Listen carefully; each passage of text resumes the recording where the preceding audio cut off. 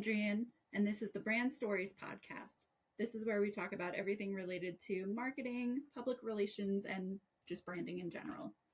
This week, we're very lucky to have Niki Clark of Niki Clark Marketing. We talk about everything from what marketing should and shouldn't cost to where AI may or may not belong in marketing. Niki, it's so great to have you on the podcast. I'm glad that LinkedIn introduced us to each other, and now I get to learn so much more about your expertise. How are you doing? Doing good, Allie. Thank you so much. Yeah, of course. So the first question I ask is perhaps the hardest. What's your favorite brand and why? Okay, I am going to say Starbucks, but hear me out. There's a couple of reasons why. I am from Pacific Northwest, so I grew up with Starbucks. It's in my blood. I love the smell. It reminds me of home. And so anywhere I go, I get a little touch of home. And that's also goes to anywhere I go, for the most part, I'm going to have a very similar experience. Yes, the people are different and the decor is different a little bit, but I have a very similar experience, whether I'm in Starbucks in Seattle or out here in Tennessee. I can always trust the reliability of the product I'm getting. And then on top of all of that, I love the smell. So, little known fact, of course, it's going to smell like coffee because that's what they do in there and they have really good process. But they spend a lot of time on atmosphere and they got away from it for a while. They wanted to kind of like just get people in and out. Sales started to drop for many reasons. And so they brought back some old, not old, but like OGs who helped get Starbucks where they were and have brought back some of the experiences that were taken away and trying to make it go back to what made it successful. And so for multiple reasons, I love Starbucks. Well, so I think similarly, the way that I love Walt Disney World, it's the same. You smell certain rides and you're like, I just feel so good. I can melt into my Pirates of the Caribbean boat or whatever it is that I'm on. So being able to have that multi-sensory experience, A, is fabulous, and B, getting that familiar, homey, comfortable feeling. I mean, may all advisors and all people be able to create that, because obviously who wouldn't want that to experience that? Yes. As you are with Walt Disney, right?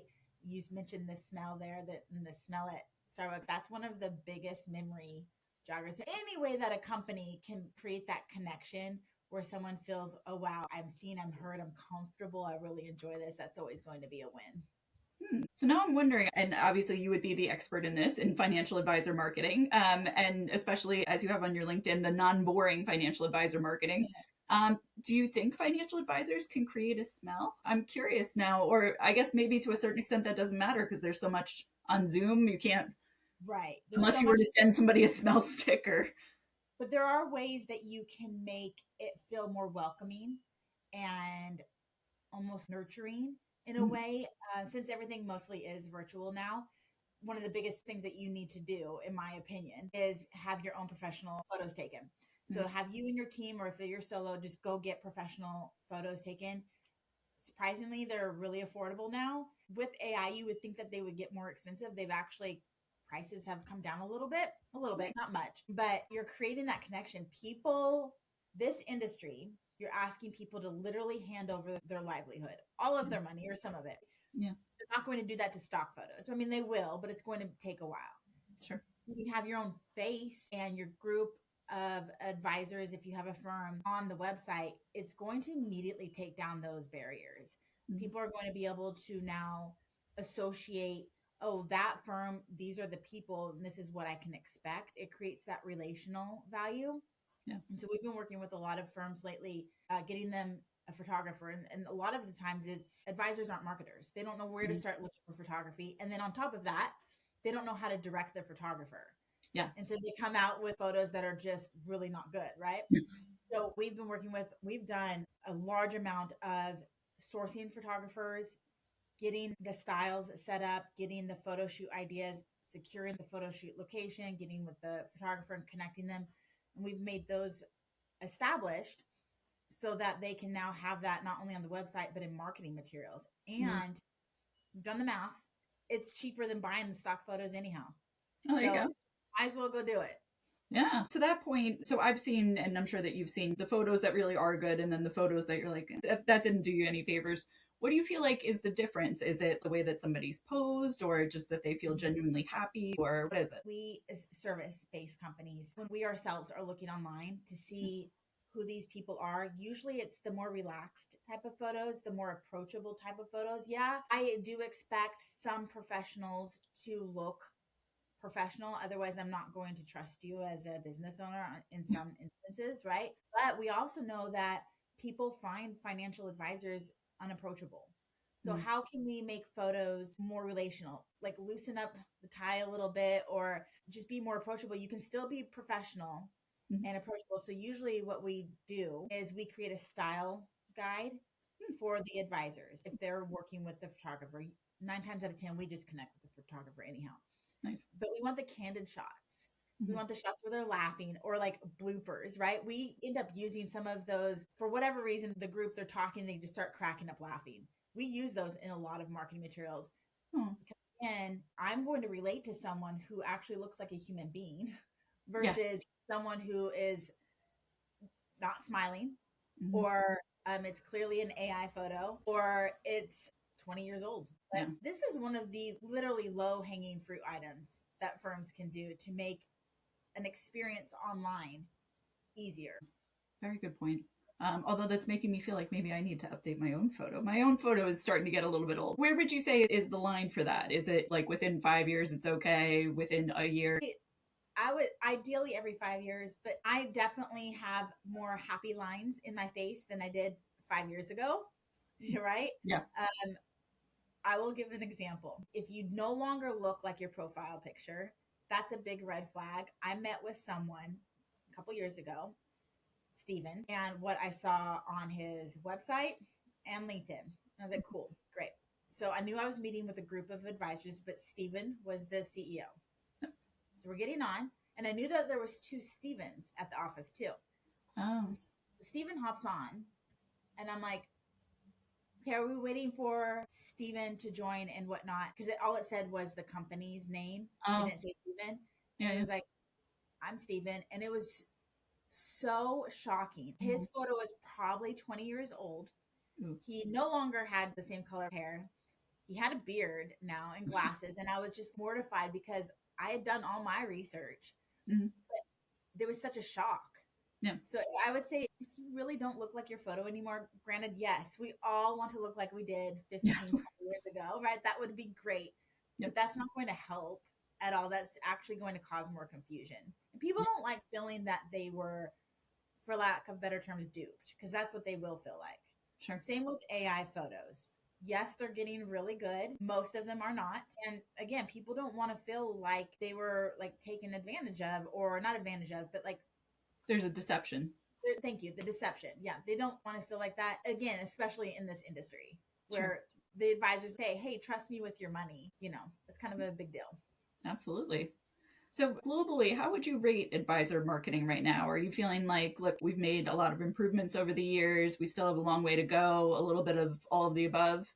We have made so many improvements. I am so excited and so happy. Good. 10 years ago, I was in a firm. It was pre COVID. So a lot of things were different then. And marketing really wasn't at the forefront in advisory firms, like at all. I did a lot of marketing items because I was their marketing person, but nothing like this. And we've just come so far because everything kind of was forced online. Yeah. And really, like, what are your options now? Well, you have to be visible online, and Yes. that's going to require marketing. And so I'm super excited. Like, there's more opportunities. I believe it was this year, although my years kind of go together. It was I either this agree. year or last year. LPL approved the use of Instagram for their advisors. We've come so far. There's still a lot to go. There is a company out there that really still handicaps their advisors. They can't reply to any comments on social media. They Mhm. can't use any other website services outside of their own. Yeah. They can't get testimonials. They can't do, if they want to do any sort of like media opportunities, they have to run that through compliance first, and then that opportunity is no It's longer not. available. So that's the frustrating part. There's room to work for sure, but I think we Yeah. Oh, great. Good. But so, especially in terms of testimonials, so I would think going along the same lines of if you can feel at home with somebody, like that's another way to really do that because it's not, don't take my word for it. Actually, there are 10 other people over here who think that I'm fabulous too. So, would you agree that that's like really handicapping and advice? Yeah. yeah, it's really frustrating to hear firms, broker dealers just are like, well, we don't want to even approach that. So we're just going to say no across the board. Mhm. But still, hey, we are still requiring you to go get business. And I mean, like, I was looking for a plumber over the weekend, and I went with the people who had the most testimonials or reviews. And I was like, I see it working on me right now. And I read them. Not all of them, but I did read. I actually sorted it by the latest because I want to know what the Oh, latest experiences are, but they sure. matter, and they're going to matter in this industry. Is just research after research and studies prove that needs to be happening. And that's another one. Some compliance are allowing, a lot aren't, is the Google business profile reviews. And Mm, that's a big one. It's that one's tough. yeah. So, for firms that aren't allowing this, do you feel like are there any other ways that advisors can sort of sidestep it or do something else? Obviously, not the one that you mentioned that's globally just saying no, but if it's testimonials or social media in particular, is there a way to sort of skirt that and do something else? Yeah, there's always going to be other opportunities or ways to go about it. If you can't do Google business profile reviews, maybe you can use a service like Amplify Reviews or Wealth Tender. These are the Mm, top two I always recommend, because they are so entwined with the SEC and yeah. check all the boxes as far as compliance. And I mean, they've even shared with me their measures and guardrails and everything. And it's just fabulous. It's just wonderful. And the Yeah. way that they do also protect the person who's leaving the review. If that person who's leaving the review doesn't want their face to be used, Yeah. like it is in Google business profile, Mm, then they can do it anonymously. And so I just love those two platforms. Again, some broker dealers out there are like, we won't even allow that. It's like, mm, oh, bummer. That's a big, ugh. And so in that case, there's another thing that firms can do mm. is do some case studies. Okay. There's no reason why a case study would not be approved. Of course, you can't use the person's actual name, and you have to be really careful about the numbers that you use because you don't want to ever come across as, yes, we can always guarantee these results. Mm. But case studies are really good solution for that issue. I don't imagine that being an issue for too much longer, or the pressure that firms are getting to allow testimonials. But for the meantime, that would be my best recommendation. Love it. Thank you. So, in terms of how you work with advisors, how do you tend to start that relationship, or what kind of advisor do you feel like is best suited for your practice? Yeah, so we mostly work with advisory firms now, which we just absolutely love. We're a full marketing agency, so we love to be able to do like all the things for Nice. firms. And usually, if it's a solo advisor, we have a handful of solo advisors we work with, but it's on a smaller scale. Mm, And that's fine too. I have some clients who all we do is just meet per month and we just have a meeting and talk about their plans and their goals and all of that. Or we have firms that we literally are acting as their marketing department just virtually. So we typically partner with the firms just because of the band and scope that they need and how it works in our genius to be able to serve them. yeah. So, for a firm that's thinking about it, how do you decide between I should have somebody in house, I should work with an agency, I need both of those things because look, this is just so complex? Like, where's the line? Always vouch for hiring someone in house. Mm, That I know that puts me out of business, right? Like I wouldn't be needed. mm, I don't think that's ever going to be the case, but when you can have someone on site solely dedicated to just the firm, that's always going to be 1,000 times better. All my peers who run businesses right now are probably like thinking like, Nikki, but it just is. It just will be the best solution that possible.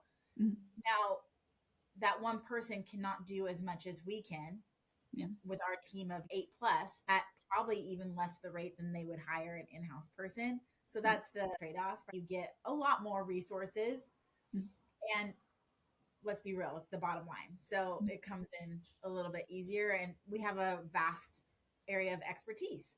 But anytime a firm can get someone established, let's just say even if it's part-time, that's always going to be really good because there's all those little tedious administrative tasks and all those like, oh, I just have to go do this or just go do this. Well, those add up really, really fast. yep. And what we've done for a couple, and I love doing this, is we'll be working with the firm and then they're finally ready to hire someone in-house and we start training that person Oh, and get, nice. oh, it's the best. Mm, That one is absolutely the best. We usually also stay on. We stay mm, on. So that person is now doing those administrative tasks or client care and whatnot. And the firms usually realize, wow, we still need this agency because there's a lot to be done, but that is so much fun. Or when we get to go on site, just do like a full day with them. That's a blast too. That's very smart that you do that, and what great service too, that you're going to impart all the work that you're doing that obviously they're pleased with. They've retained you for however long, and you're going to put that into somebody who's in-house. That's brilliant from a business standpoint. It's so cool to be able to see too. Yeah, absolutely. So how do you feel like AI is changing things or not changing things in terms of your role or marketing in general? So how long do we have? Because this However long you'd like. oh, all right. So for some reason, it seems like people either are like all in on AI or anti AI, and like anyone in the middle kind of gets ostracized, and that shouldn't be the case. Yeah. So we use the AI every single day. We're actually pulling back in a lot of areas considerably, just for honestly personal reasons, environmental impact, and that sort of thing. But it's huge. It's powerful. It can do so much for you, and it can be more efficient if it's used in the right way. Unfortunately, people are seeing it as the easy button, and we can fire this person and just replace with AI. And it's, yes, exactly. I have to watch my face so many times. It's okay. If you want to emote to me what that is, I have a highly expressive face. Yeah.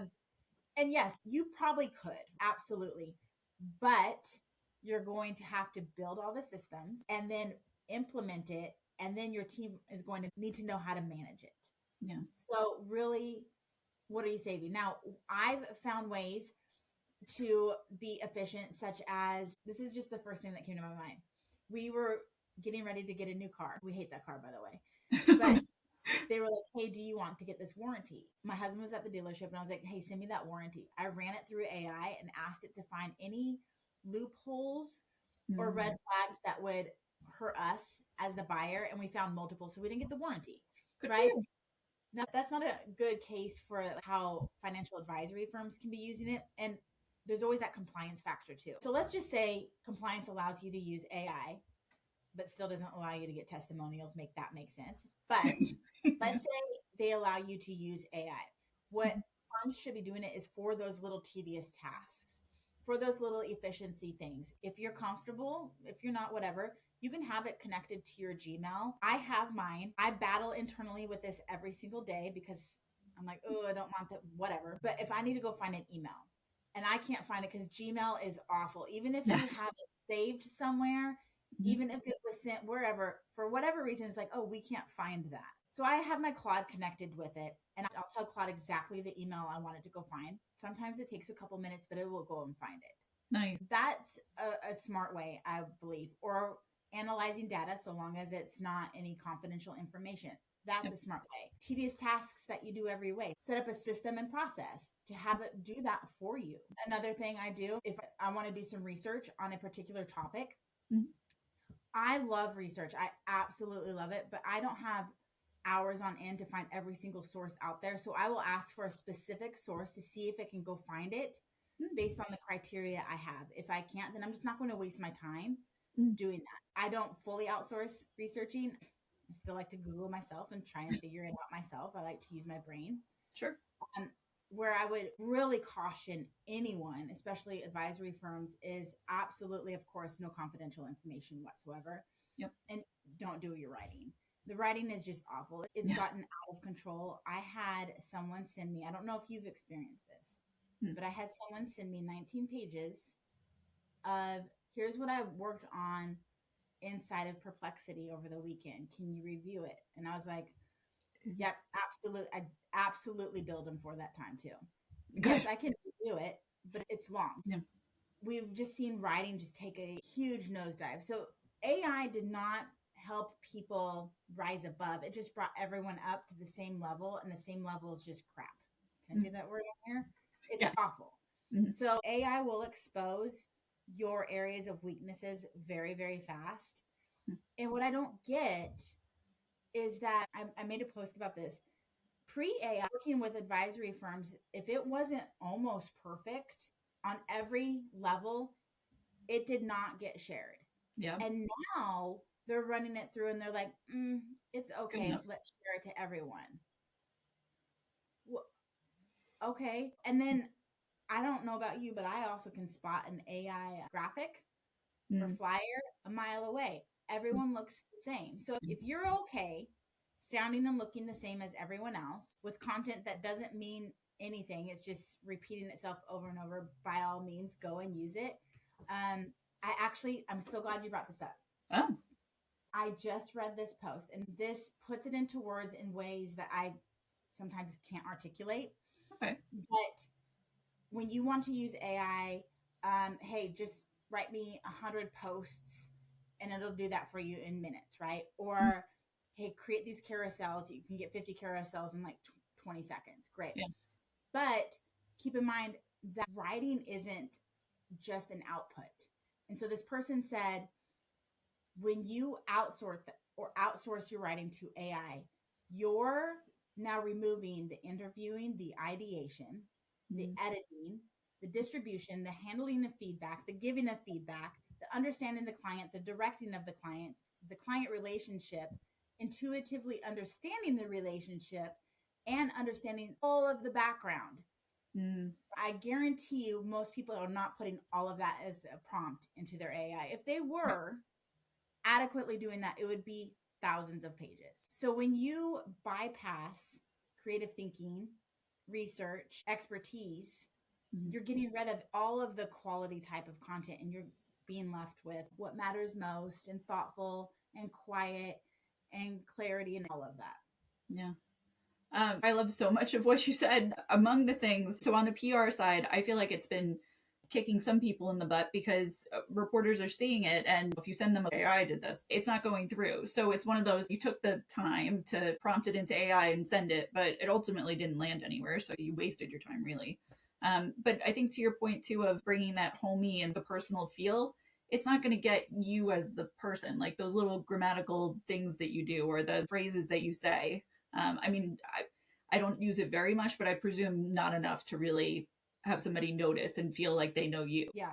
I love that you brought that up because we do that service for our clients, the Mm. reporters. If there is a story to pitch a reporter or a reporter comes to us, we Mm. use a platform and we write it. I have a copywriter on my team, and all of us who might not be expert copywriters, but we've been doing this long enough that we're pretty darn good. Yeah. And we'll write it into the system. Mm. And the system will be like, I'm sorry, we cannot submit this post to the reporter. It's 80% written by AI. Well, one, it's not because we're Yeah. writing, Yeah. but you appreciate what they are trying to do. Mm-hmm. That reporters will not take AI written content. If you want to go and waste your time writing that, great. You can submit it. Now you've just wasted a whole bunch of time or maybe paid someone to do it for you. Yeah. And it's not going to go through. Yeah. And I love reporters for that wholeheartedly. I just also don't trust AI detection systems at all. Well, so I would be curious. I know that the M dash or the double dash or whatever you call it, I use those personally, and so then it gets, granted not to the extent that AI does, but you get kind of annoyed. Actually, that's how I speak, let alone how I write. So yeah, very frustrating. I would think that would be frustrating for you. I know our writer has been using them. That's what she does. I never learned how to use them. So you will not see it in my writing. If it's anywhere in our brand writing, that's from my copywriter. But me, Niki Clark, does not know how to. I finally do now. I understand it now. But I've never done it before and I'm not going to start. Yeah. One thing that got me, there was a well-known marketing company in this particular industry that serves thousands upon thousands of advisors, sent an email about 5 months ago talking about how bad AI content is and that you should hire them to write your content. And Allie, it was a small email, Mm-hmm. 13 inboxes. So they used AI to. Yeah, yeah. It was, and then they made it an AI generated image. Did not look close enough, and the person was missing an eyeball. So that's also the frustrating part. Is these companies that are seen as reputable and been in business for a long time coming out and saying, hey, it's okay to do this. It looks okay. That's a hard one too. A lot of our clients will go to conferences and there's T3. All of my clients came back from T3. They were all so excited about AI. Huh? And I was like, yes, we can use it this way. I just need A, B, and C from you. and it's August and I haven't gotten that. Yes, AI has a lot of capabilities, but again, you have to set it up Yep. and you have to have someone manage it. Mhm.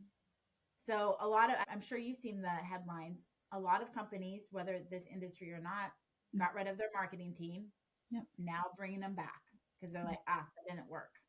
Well, to your point, it seems short-sighted to get rid of everybody. I mean, it feels like there always has to be like the captain who goes down with the ship. But yeah, gosh. So in terms of this, do you feel like advisors and firms, they're leaving it up to AI because they feel like, look, we got to get it done. It costs too much. Like making sort of the excuses and saying, but it's good enough.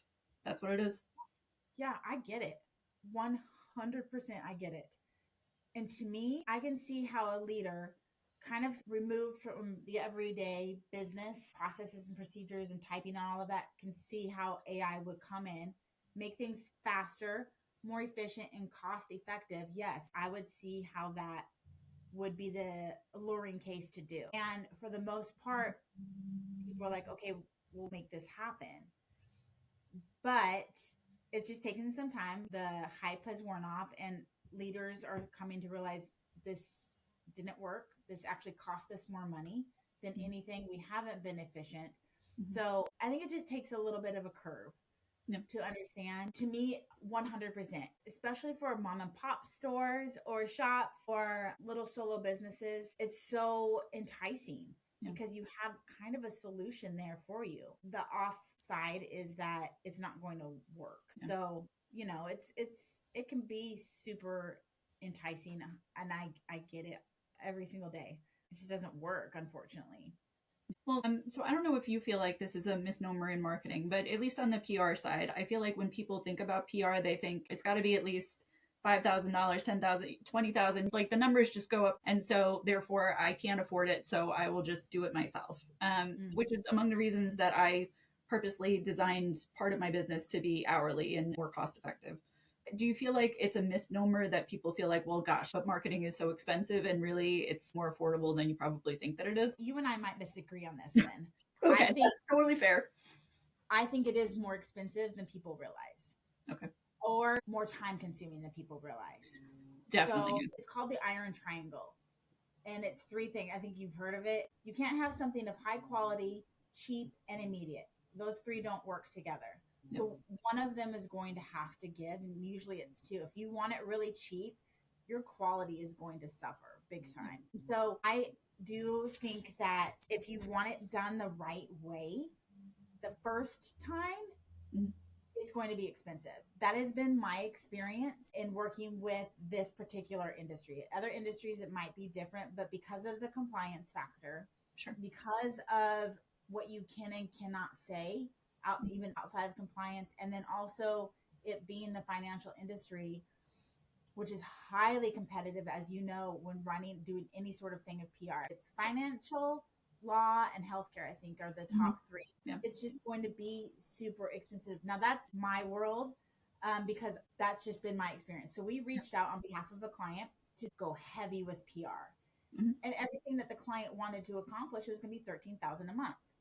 Okay. So we have to have realistic expectations. Well, they wanted to be on well-known podcasts. Yeah. They wanted to be in New York Times, the Wall Street Journal, and they wanted to be on a couple of webinars. That's going to cost money. Sure. So when advisors want to do certain things that they see other successful companies doing, usually they don't realize the team that's behind that successful firm. Yeah. Or they don't realize all of the time it takes. And so, for example, someone saw a really cool video another firm did. This firm like just sharing some behind the scenes type of things. And there was take the camera around. I have a feeling I know who you're talking about. Really cool. Oh gosh. Viacom. Oh, okay. Viacom. They did a great video. It was a couple years ago, but my client just recently saw it. Well, that's what they do. They do video. They know how to do that. They also have a huge team behind them. And they've been doing this for years. So it was easy for them probably to do it. What we don't see on the other side is the team and the experts behind it. Yeah. And so when I listed out everything from A to Z that was going to need to happen to do that, they decided not to. And I just want to be realistic with people. Sure. You can either have it like super fast or high quality, but it's not going to be one or the other. It has to be one or the other. Yeah. And you know how hard PR is. Yes. Well, I was going to say, to your point of the New York Times and the Wall Street Journal, a lot of clients will, I want to be on the top of the Wall Street Journal. Oh my gosh. Okay, first of all, I don't know that you belong there, and we got to make sure that we really get your story straight before we start going there. But yeah, exactly. That takes a lot of effort. It takes a lot of messaging crafting and making sure that the person that you're putting in front of the reporter is perfectly trained and can handle it. I agree with you. It takes a lot. And people shouldn't be undervalued for that. Yeah. Also, usually, if you hire a PR firm, you want them to get you on podcasts or in the right publications Mm-hmm. or on the right news stations. Mm-hmm. That person or company has spent years developing relationships. Yep. So, I mean, you and I both know we could get on the cover of Wall Street Journal if we knew the right person. Sure. Or we did something really, really bad. That would make it easier and faster. Yeah, I don't like suggest that, but it's all those relationships have taken years to do. Mm-hmm. Again, it's just not something that's quick. Yeah. And to your point, I mean, if you're putting your relationship up, whether it's yours working with a great photographer or mine, if you're working with a reporter, if you know that it's just not going to work, it doesn't matter how much you massage the message and media train somebody and it's just never going to happen. You don't want to set that person up for failure and then like burn the source too. Then you lose all day long. Yeah, we recently had that experience with someone. The person that they chose from the firm wouldn't have been our choice. Mm. And after looking at the angle that they were coming from, we were just like, hey, let's save this for another possibility. This just isn't going to work at this time. Yeah. But I also appreciate, sorry. No, I was just saying that's okay. Like, not every story is going to be the best one.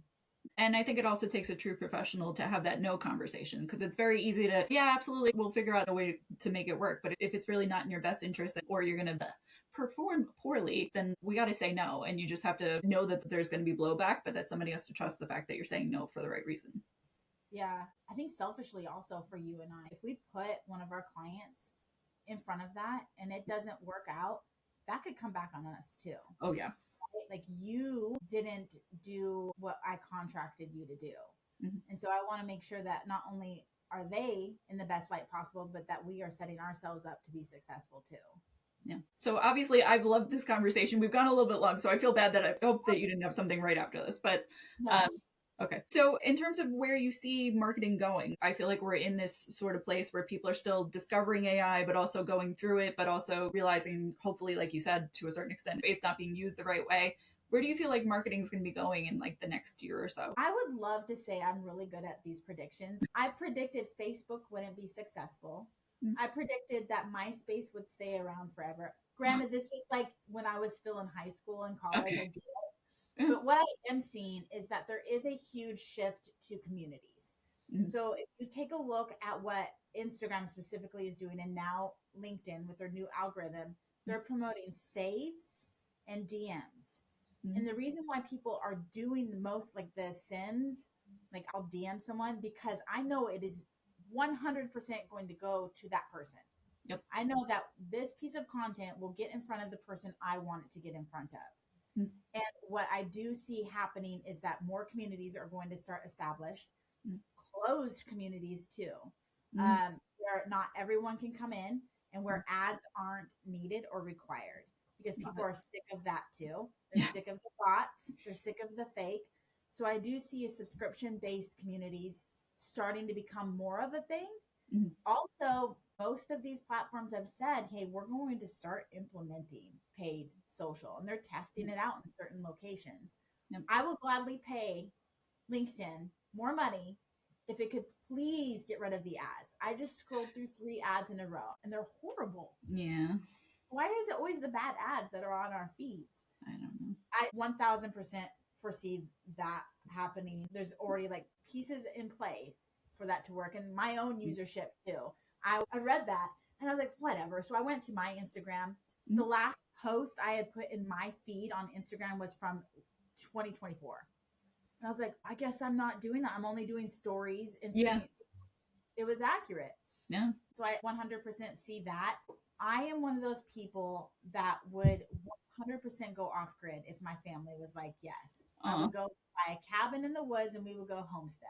I mhm, do think that there's going to be these people who just absolutely do not use AI whatsoever mhm, and go their direction. And then Kardashians are already having robots in their house, mhm, mhm. Yeah. right? Like I see there's going to be a huge, great divide. Mhm. I really hope with all of my heart that AI data centers do not become a thing. Yeah. That's to me incredibly alarming, Mhm. but we'll see. There are reports out there that I think like what 96 of Americans are tired of AI and don't want to hear it. Yeah. And then we have reports of 94% of the people love AI. We just don't know that either. Yeah. Yeah. It's Agreed. so hard to predict.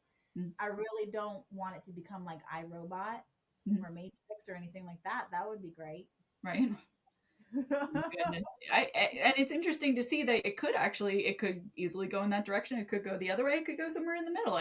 We don't know. We keep seeing stories of how these systems are going rogue. They're testing them. They're like removing the guardrails to see what will happen. And every single time these systems go and imprint code for their future self, Mm, they want to expand beyond their limitations. So I don't know why we would keep proceeding with any of this. I have no earthly clue or idea, but we'll see. I think we're just kind of in a holding pattern. What do you think? I think we're in this try and see. So I do see some people who aren't using it at all, although it's hard to tell. I think those who are close to retirement are probably just going to, like, yeah, whatever, I don't have to do it. Those who are maybe a little bit younger and are going to stay in the workforce, I don't know if they're going to be converted because it feels like everybody's doing it or not. But it does seem like, I don't know whether the next like 2 years, but it also seems like AI came on the scene so quick. Like maybe in my head, 2 years is really like 6 months, and it's hard to tell. My scope of time has changed now that AI is here. I know, right? Yeah. Yeah. I will say that my daughter is in eighth grade, Uh, and our superintendent implemented an AI playbook, handbook, or whatnot of how they will and will not allow it to be used. oh, But they are teaching students on safe ways to use AI and what to look out for. They've got that into starting in sixth grade. wow. You know what? Good. If we're going to be around it at the very least, I feel like the same way. I'm sure when IM came out, somebody really should have taken us aside and been like, "Well, don't do this." Thank God that somebody's figured it out by now. Yeah, those were great times. Yes, yes. It's sad to believe that that was that long ago. I mean, I don't know about you, but I had an answering machine in my house. Mhm. I Yep. We were poor. I had the phone on the wall. Mhm.